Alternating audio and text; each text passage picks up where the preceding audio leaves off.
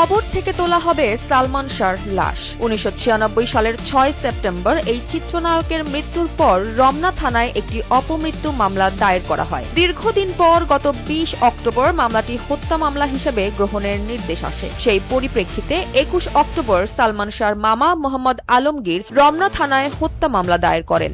এখন হত্যার প্রকৃত কারণ উদ্ঘাটনের জন্য সালমান শাহর লাশ কবর থেকে উত্তোলনের অনুমতি দিয়েছেন আদালত। উত্তোলনের পর সুরত হাল প্রতিবেদন তৈরি ও ময়নাতদন্ত সম্পন্ন করার অনুমতিও মিলেছে।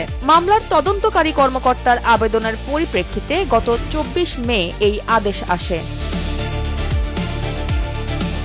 ১০ জুন তদন্তকারী কর্মকর্তা সিআইডি পুলিশের পরিদর্শক জিয়াউল মোর্শেদ বিষয়টি নিশ্চিত করে গণমাধ্যমে বলেন, হত্যার প্রকৃত কারণ উদ্ঘাটনের জন্য নির্বাহী ম্যাজিস্ট্রেটের উপস্থিতিতে প্রখ্যাত চিত্রনায়ক সালমান শাহর লাশ কবর থেকে উত্তোলনপূর্বক সুরত হাল প্রতিবেদন তৈরি ও ময়নাতদন্ত সম্পন্ন করার অনুমতির আবেদন করি। আদালত আবেদন মঞ্জুর করেন। কিছু কার্যক্রম আছে তা শেষ করে আমরা লাশ কবর থেকে উত্তোলন করে সুরত হাল প্রতিবেদন তৈরি ও ময়নাতদন্ত সম্পন্ন করব। আবেদনে মামলা তদন্তকারী কর্মকর্তা উল্লেখ করেন, মামলার বাদী মোহাম্মদ আলমগীর আদালত থেকে তথ্য প্রদানকারী নীলুফা জামান চৌধুরী নীলা চৌধুরীর পক্ষে ক্ষমতাপ্রাপ্ত হয়ে জানান যে ১৯৯৬ সালের ৬ সেপ্টেম্বর সকাল ৯:৩০টার দিকে বাদীর বোন নীলুফা জামান চৌধুরী নীলা চৌধুরী, বাদীর ভগ্নিপতি মৃত কমর উদ্দিন আহমেদ চৌধুরী এবং তার ছোট ছেলে শাহরান শাহ সহ নিউ ইস্কাটন রোডস্থ ইস্কাটন প্লাজা 11/B ঠিকানার বাসায় তার ভাগিনা চৌধুরী মোহাম্মদ শাহরিয়ার ইমন সালমান শাহর সঙ্গে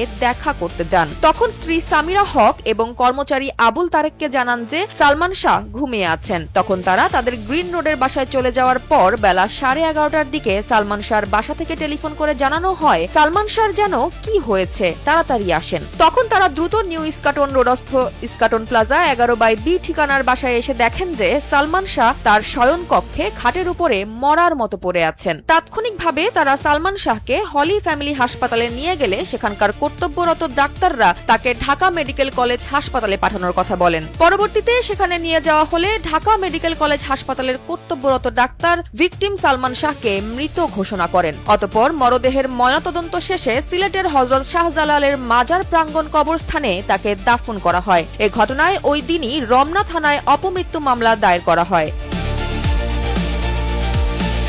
মামলার আসামিরা হলেন সালমান শাহর স্ত্রী সামিরা হক, শিল্পপতি ও সাবেক চলচ্চিত্র প্রযোজক আজিজ মোহাম্মদ ভাই, লতিফা হক লুসি, খলনায়ক ডন, ডেভিড, জাভেদ, ফারুক, মে ফেয়ার বিউটি সেন্টারের রুবি, আব্দুস সাত্তার, সাজু ও রিজভি আহমেদ ফরহাদ। এছাড়াও মামলায় অজ্ঞাতনামা আরও অনেককে আসামি করা হয়েছে।